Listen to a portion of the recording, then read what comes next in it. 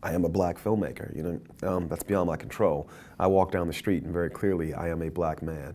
And so as I create work, it will continue to be framed as black art. I have no problem with that.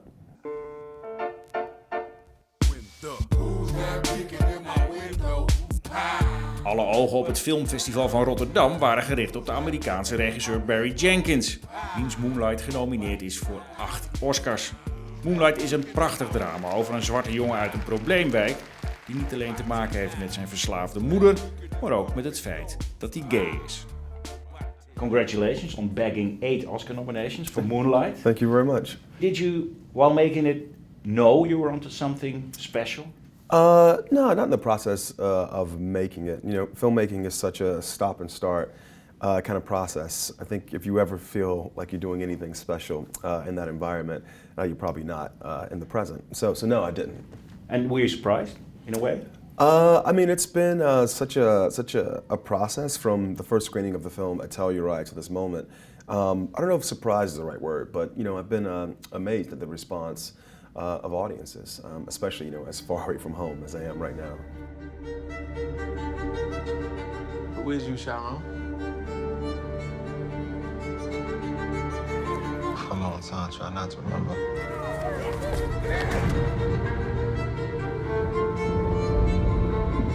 Try to forget all those times. At some point, you gotta decide for yourself who you're gonna be. Can't let nobody make that decision for you. The timing of the film is, of course, perfect. But in a way, it takes the film to places where it wasn't supposed to be, because it's not an answer to Trump's sweeping statements. No. It's not even an answer to Oscars So White. No. So how do you feel about the fact that your film is being hijacked at it? I think hijacking is a very aggressive way of phrasing it. No, I think when you put a piece out into the world, you don't control how it's received or which kind of symbol it becomes. I feel like it's a positive development. The film is there for people who need something to place their faith in, to show that we live in a world that is inclusive, and not exclusive. And so even though the film, as you say, and I would agree, wasn't made for this moment, or was it made as a reaction to Oscar So White or as a reaction to the new presidency, I have no problem with it being embraced as a symbol of something people can rally around despite the current state of affairs in the country and in the world. You are from the project. Born and raised. It's about the project, but will the people in the project see the film, or have they?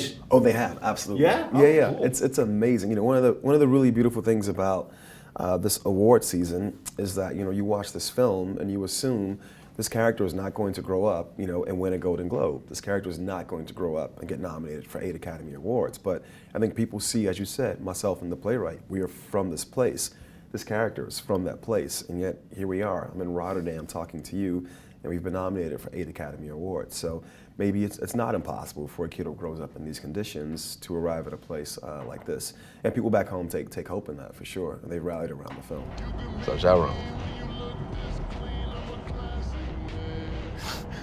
What you looking at me like that for? What, man? Come on, you just drove down here?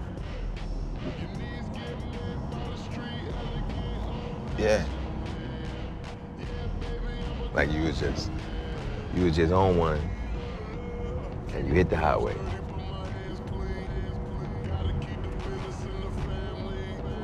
Yeah.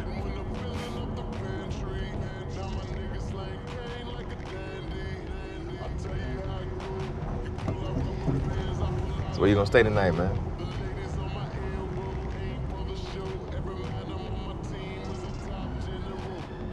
Will there ever be a time when we'll talk about Moonlight just as simply as a love story, without the epithets of black and gay?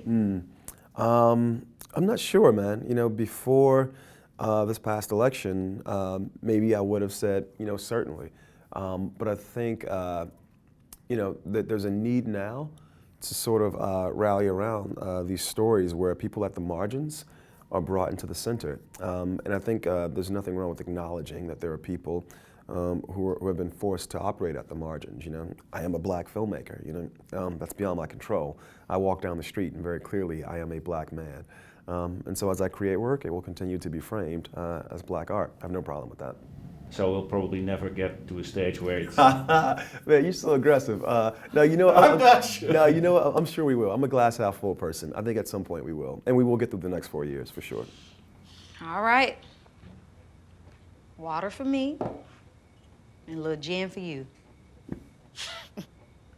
Boy, please. I know wine used to give you that gin, but we ain't doing that up in here, shout it. You don't think my joke was funny?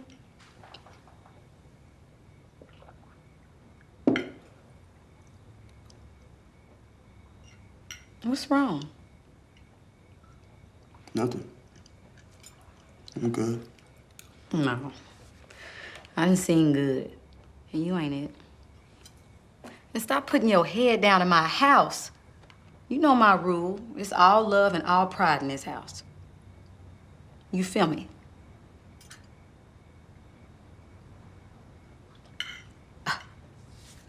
I can't hear you.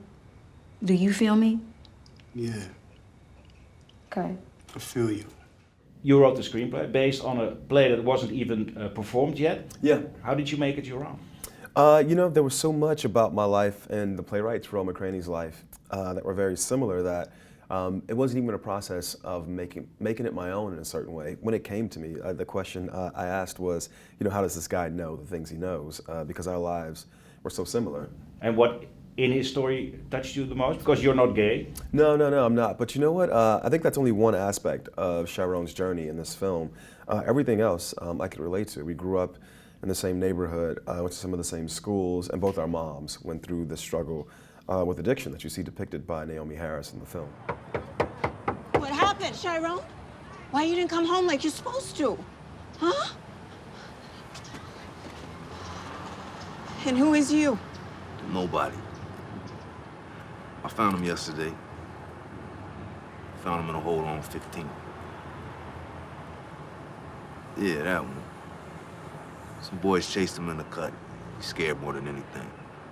He wouldn't tell me where he lived till this morning. Well, thanks for seeing to him. He usually can take care of himself. He good that way, but...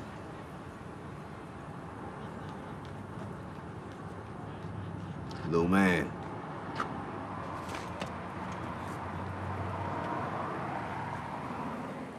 And Naomi and I talked quite a bit about the character somewhat, but really about why I wanted to do the film, why the character was in the film, and basically the conversation was about how Paula, the character, wasn't a stereotype. You know, she wasn't a drug addict. She wasn't this attempt to speak to some social issue about addiction. You know, it was an attempt to create this character that was based on the very complicated relationship I have with my mom. And that was great for Naomi because, you know, working on a character is one thing, working on an issue is another thing. And did your mother see the film?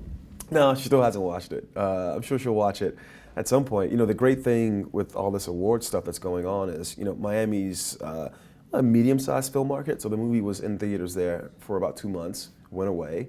I think now it's going to come back this weekend, and so maybe over the last like 4 or 5 weeks, you know, she's gotten herself up. You know, I think she just doesn't want to watch the movie with a public audience, but maybe she'll pick like a Tuesday morning to go in to the 10 a.m. screening and watch it. But I do know that she is very proud of the piece, and she has watched every interview Naomi Harris has given just to see how Ms. Harris has approached playing her, and she's very pleased with that.